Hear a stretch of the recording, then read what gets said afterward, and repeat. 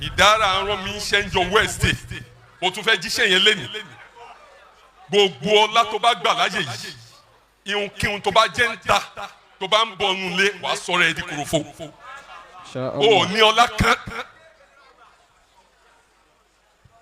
ẹni tó ní ọlá lọ́dọ̀ bá Sheikh Adam baba wa ń dá sọ̀láàtì Sheikh baba Sheikh Adam sọ kódà wọn náà wọn gbọ́wọ́ lọ́dọ̀ wọn baba Mudiru tèmi sọ pé baba wa ló sọ àwọn lórúkọ nínú ọlá ni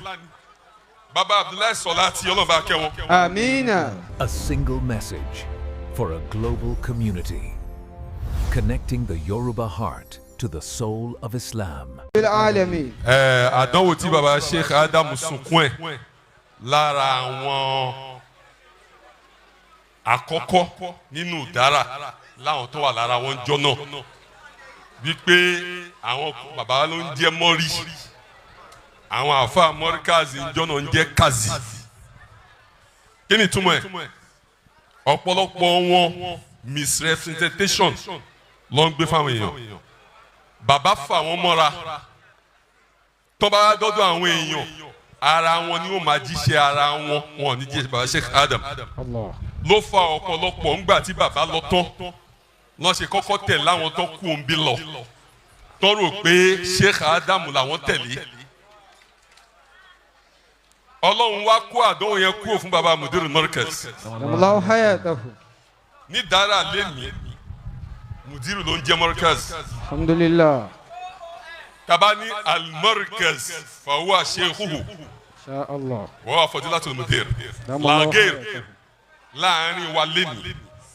ọlọ́run kẹ́ baba Mudeer Markaz nínú kẹ́yìn tó wá hàn òun ni yasatar baba ònà ń blala o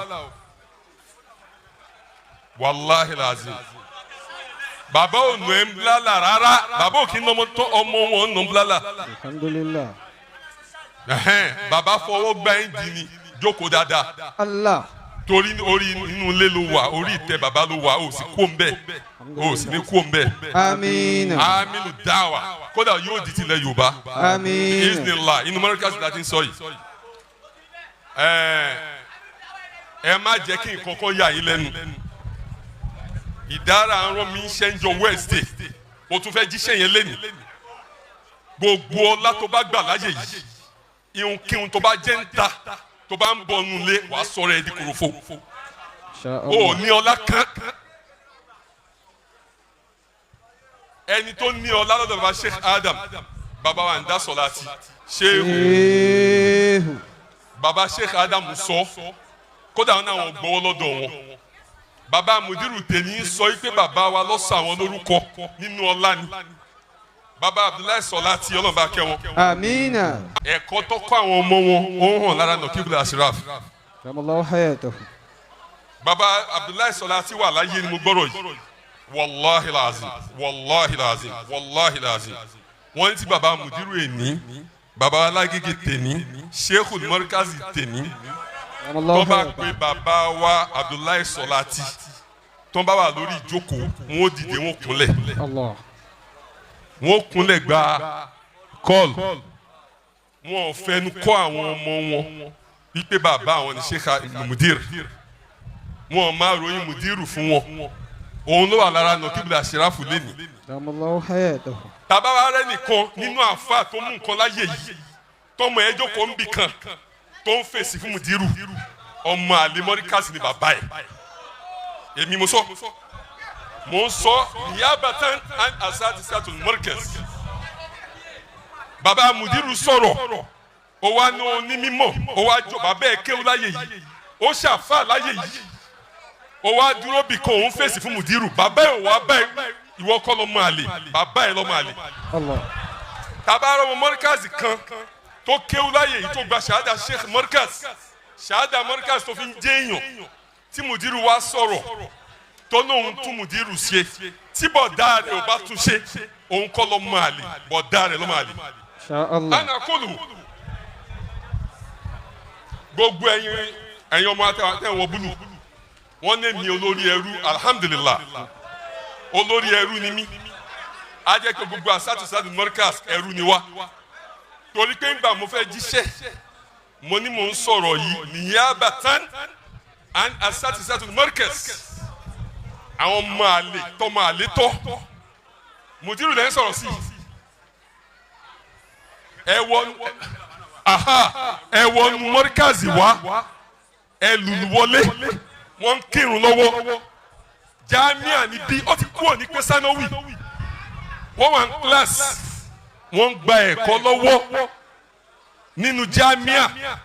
Mudiru ń sùn wọ́n ti jíṣẹ́ fún yín pé Mudiru ń sùn ẹ wá lùlù wọlé nǹkan mẹ́ta lẹ dàrú ẹ da irun tó ń kí ẹ dàrú lẹ́kṣọ̀ tó ń gbà ẹ dàrú ìsinmi bàbá tó ń sinmi ẹ dàrú àwa kọ́ṣọ́ yín ẹ wá lọ sọ ẹ wá ya wèrè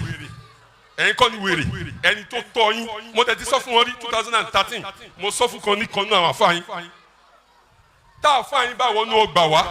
àtàfà Markaz àtọmọ Markaz a máa ra bàbá a máa kí ẹ pàdé Mudiru ń ta ẹ ní kí. Kiyama kiyama bima yeze alole umali yatama yama. Akhiran ẹ má jókòó. Akhiran yasatar bàbá Mudiru ní kí n sọ fẹ́ pé ò ní wálẹ̀. Amina. ò ní wálẹ̀ náà ni bàbá ṣe bá ẹ wí. ẹ wo ọmọ rẹ láyé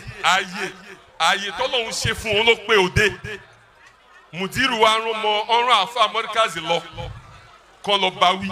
ó sì dààmú ó bẹ̀rẹ̀ sí ń làágùn bàbá mi lọ bá mi wí ó tún wá bí ó wá bẹ̀bẹ̀ ẹ dìde bàbá ní kí gbogbo wa ṣe dúró yìí káàkiri àlámúná ṣẹlá kankan fún yasata Ọlọ́run tó ti fà ẹ́ sókè ò ní wálẹ̀. Amina. ẹnu bàbá Mudeer Markaz mo fi wí bismillahir rahmanir rahim. ألم نشرح لك صدرك ووضعنا عنك وزرك الذي أنقض ظهرك ورفعنا لك ذكرك فإن مع العسر يسرا إن مع العسر يسرا فإذا jọ̀wọ́ ṣe àkíyèsí láti subscribe fi like sílẹ̀ àti tẹ àròsọ bell fún àwọn ìmọ̀ràn tọlọ́fìn. Assalamu alaikum wa rahmatullahi.